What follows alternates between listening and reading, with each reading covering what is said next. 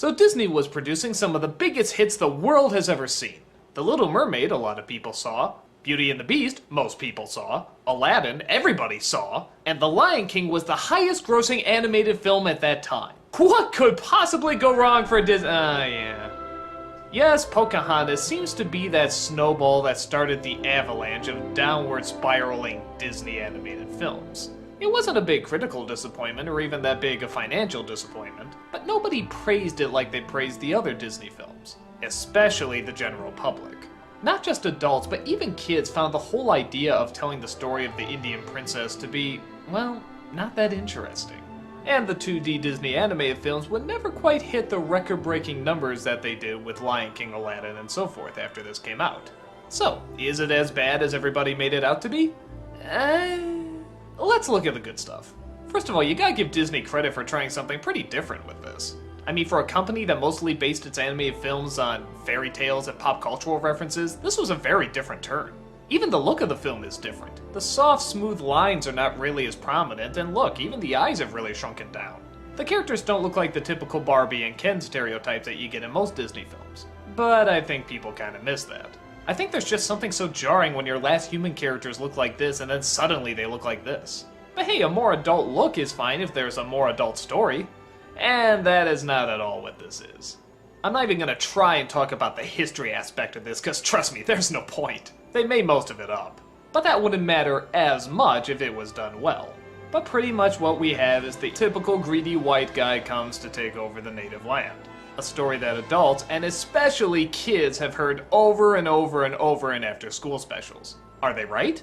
Well, yeah, but can you find a new way of telling it? I think a lot of us don't see the purpose in watching a story if we already know exactly what's gonna happen and pretty much how you're going to tell it. Okay, let's get to the technicals here. Our main lead is Pocahontas. She's strong, free-spirited, and dull as a rock. Yeah, I'm sorry, she's just not that interesting. I mean, I know she does things that the other princesses don't do, but her actions are one thing, her personality is something different. And she's not bad, she's just not that fun to watch. The only person to be more boring is John Smith, played by Mel Gibson.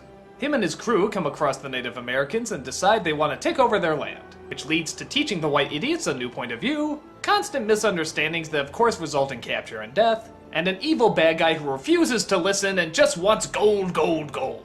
It's your classic Who's the Savage story, which like I said, wouldn't be bad if they could do something new with it. And for those thinking that this was one of the first films to try it, it's not. Like I said, this stuff was in countless after-school specials and TV shows and all sorts of things geared towards kids, so this was really nothing that unexpected.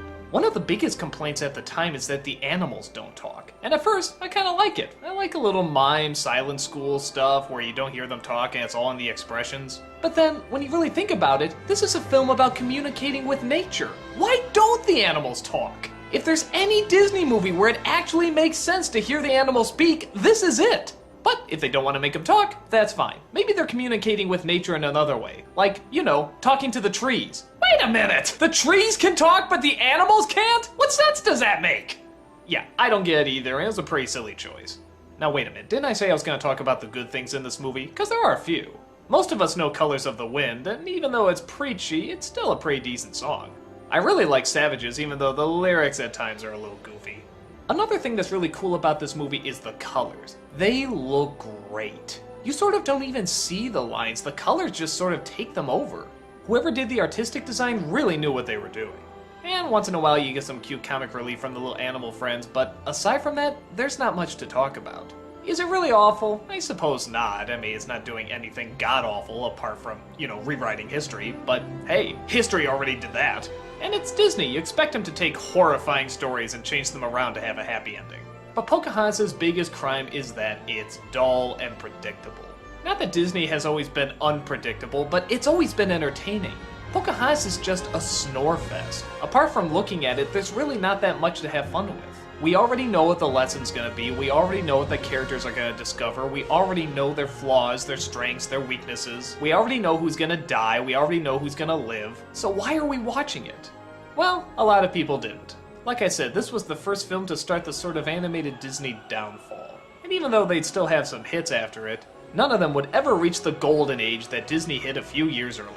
So while it's not awful, I can see why it started this downward spiral.